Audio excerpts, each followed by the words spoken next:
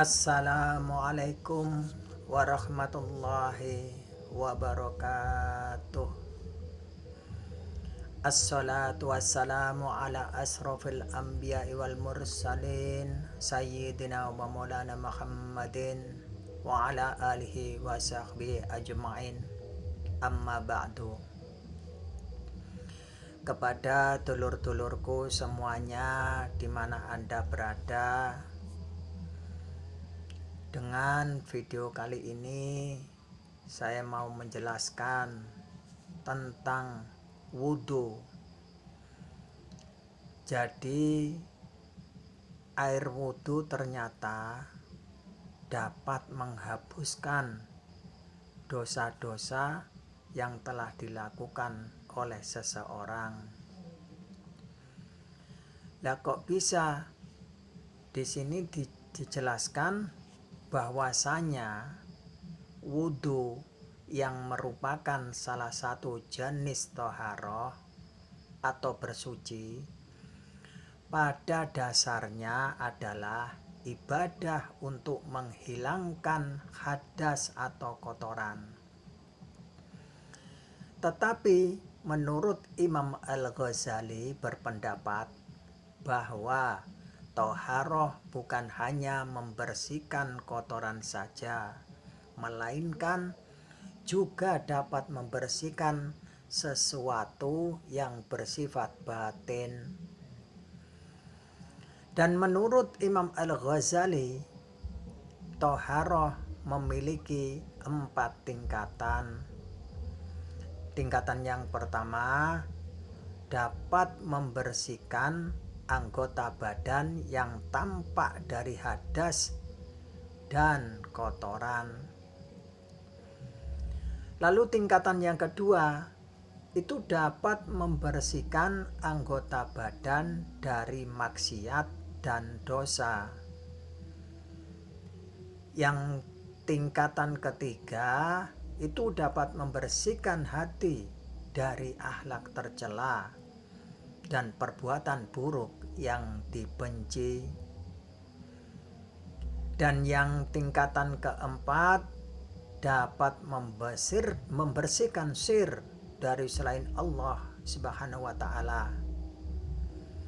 Jadi tingkatan yang keempat ini adalah toharohnya para nabi dan para siddiqin. Dijelaskan dalam kitab Ihya Ulumuddin dari Ibnu Hazm halaman 148. Penjelasan Hujatul Islam di atas setidaknya memberikan pemahaman bahwa terkadang ibadah yang terlihat hanya membersihkan sesuatu yang bersifat lahir, tetapi pada dasarnya akan berdampak pada batin. Hikmah ini juga yang terkandung dalam berwudu. Diriwayatkan dari Abu Hurairah radhiyallahu an, Rasulullah sallallahu alaihi wasallam bersabda, "Maukah kalian aku tunjukkan sesuatu yang dengan Allah Subhanahu wa ta'ala dapat menghapuskan kesalahan-kesalahan dan dapat mengangkat derajat seseorang?" Lalu mereka menjawab, "Tentu wahai Rasulullah." Rasulullah Shallallahu Alaihi Wasallam bersabda, menyempurnakan wudhu pada saat yang dibenci, seperti banyak berjalan ke masjid. Maksudnya gimana? Banyak berjalan ke masjid.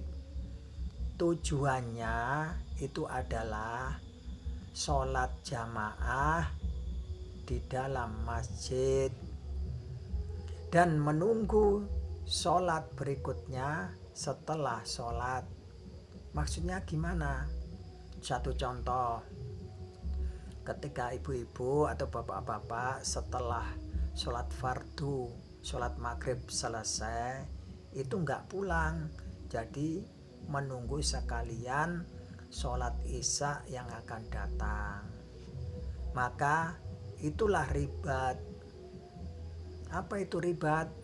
ribat adalah tempat bagi pembinaan atau penggemblengan dan untuk ibadah kepada Allah. Dijelaskan dalam hadis riwayat Sahih Muslim dari Al-Kutub Al-Ilmiyah halaman 219. Sehingga dapat dipahami dari hadis tersebut bahwa ada 3 hal yang bisa menghapuskan dosa dan meningkatkan derajat seseorang. Yang pertama, menyempurnakan wudhu pada saat udara sangat dingin atau pada anggota tubuh yang sedang sakit. Lalu yang kedua, memperbanyak berjalan ke masjid untuk menjalankan sholat jamaah. Lalu yang ketiga, tetap berada di masjid untuk menunggu menjalankan sholat fardu berikutnya. Di dalam riwayat lain juga ditemukan hadis yang menguatkan keterangan di atas. Diriwayatkan dari Abu Hurairah radhiyallahu an, Rasulullah SAW bersabda, ketika seorang muslim atau mukmin berwudu kemudian membasuh mukanya, maka keluar dari wajahnya setiap kesalahan yang ia lihat dari kedua matanya bersama air wudunya atau bersama air tetesan yang terakhir.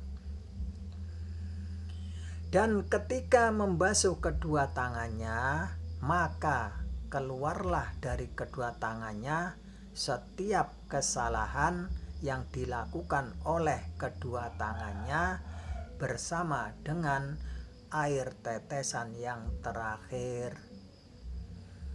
Ketika ia membasuh kakinya, maka keluarlah dari kedua kakinya setiap kesalahan yang dilakukan kedua kakinya bersama jatuhnya air tetesan yang terakhir. Jadi ketika air tetesan yang terakhir jatuh, itu kita nggak tahu, dulur. Yang tahu hanya Allah Subhanahu wa Ta'ala. Nah, disitulah air tetesan yang terakhir yang jatuh, maka dosa bersamaan jatuh dengan air tersebut, sehingga ia keluar dalam keadaan bersih dari dosa. Hadis riwayat dari Sahih Muslim dari Al-Kutub Al-Ilmiyah halaman 215. Hadis yang kedua ini memperjelaskan bahwa fadilah wudhu adalah bisa menggugurkan dosa. Bahkan Imam Muslim dalam hadis tersebut memberikan judul bab dengan babu khurujul khotoya ma'al wudu'a, yang artinya bab keluarnya kesalahan beserta air wudhu. Imam Al-Ghazali juga mengutip pendapat Umar ibn Khattab radhiyallahu an dalam kitab Ihya-nya bahwa wudunya orang soleh bisa mengusir syaitan. Dengan demikian, wudu merupakan ibadah untuk membersihkan anggota badan dari hadas agar bisa melaksanakan ibadah yang lain seperti sholat. Tetapi secara batin, wudu juga merupakan media untuk menghapuskan dosa yang telah dilakukan seseorang. Maka sangat dianjurkan jika seseorang melanggengkan wudu agar selalu mendapat ampunan dari Allah Subhanahu wa ta'ala. Amin amin ya rabbal alamin. Dari sini dulur, mari kita bersama-sama sering melanggengkan berwudu. Agar apa? Dari umur kita yang kita jalani sampai saat kini, kita nggak tahu kapan wafatnya. Jadi Allah itu akan menggolongkan hambanya yang pada saat itu wafat keadaan bersuci, maka digolongkanlah oleh Allah menjadi orang yang wafat husnul khotimah. Amin amin ya rabbal alamin. Jadi kalau kita seandainya melakukan wudhu setiap saat dulur, itu ada manfaatnya. Jadi bagi dulur-dulurku yang mau pergi ke sekolah, mari berwudhu dahulu. Bagi yang mau berangkat bekerja, silakan berwudhu dahulu. Bagi yang mau beraktivitas yang lain, monggo berwudhu dahulu. Entah itu mau pergi berdagang, entah mau berlayar, entah mau berpariwisata, bahkan kalau mau tidur, mari kita berwudhu dulur. Karena wudhu itu bukan dianjurkan untuk setiap mau sholat, tapi berwudhu juga bisa dipakai untuk yang lain. Yang penting kita positif aja, bukan mau melakukan keadaan negatif.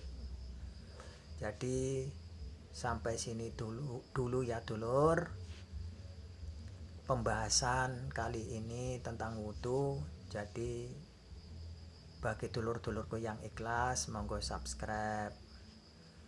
Karena subscribe tersebut, seandainya video saya yang akan saya tayangkan ke depan, siapa tahu dapat bermanfaat buat dulur-dulurku semuanya.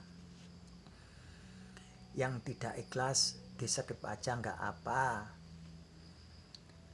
Kami akhiri di sini dulur. Wabillahi taufik wal hidayah wa ridha wa inayah. Wassalamualaikum warahmatullahi wabarakatuh.